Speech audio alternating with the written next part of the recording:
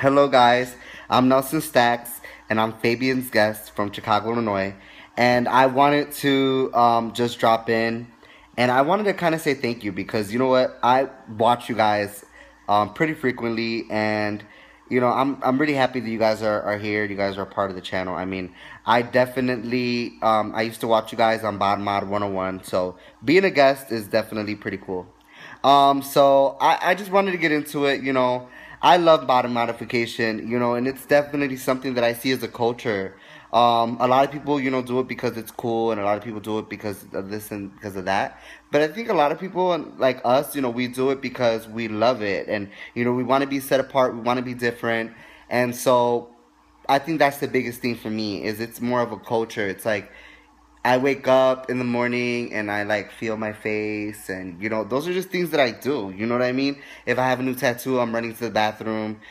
So it's like it's definitely expressing yourself through your art, through your body modification. And I think body modification could be anything from dyeing your hair to getting a new piercing to new nail color. I mean, you're modifying yourself. You're not walking around like all natural. So I think that that's fucking cool. So I'm definitely not all natural. These dimples are not all natural. So let's get into that. As for tattoos, I have a lot of tattoos. Piercings, I have a lot of piercings. I don't want to get into my tattoos too much because those have a lot of backstories. So if you want me to come on as a guest on another week, comment down below and let's see. Maybe I'll come back and talk to you guys about some backstories regarding my piercings and tattoos. I am 22 years old, and I have a few piercings so far. So let's get into my most ancient piercing, which I think is all of ours. We can relate. Is my lobes. They're at a 2 gauge right now, as you can see. They're like so see-through. But that's because I've had them out for about almost a year. No plugs, no jewelry, no nothing. And the only reason why they're like that, kids, do not try this at home. I cannot stress enough how you should pierce slowly. I mean, you should stretch slowly. You should never want to stretch too fast because it's not a race and it's not a competition.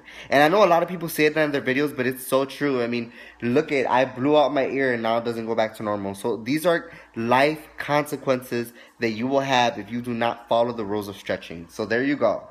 I have my conch pierced. That's at a 16 gauge. That's my most recent.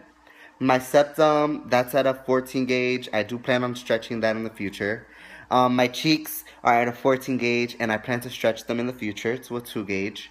My dermal, that doesn't really have a gauge to it. This is just a 16 gauge, and I plan on just keeping it there because, I mean, it doesn't look too good, and it's a surface piercing. So stretching it isn't really too good of an idea. Although it will hold the jewelry in better, but I just get scared of it thinning that skin on top. I have my nipple pierced at a 12 gauge, and my dick, the frenum part, the bottom part, the skin, I have that pierced at a 12 gauge.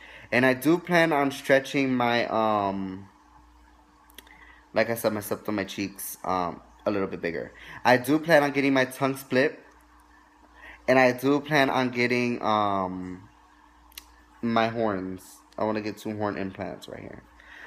So that's it for today. If you guys want to hear more about me, I'll have all my social media. I'm gonna make a shout out to myself. So shout out my Instagram and my Twitter, which is NelsinStackz, NELSIN Stacks with a Z. My Snapchat is NelsinStackz, but with the S. And then I have my, so that's my social media. So be sure to tune in. And if you guys want to see me on another week, comment below. Much love. Thanks for being here.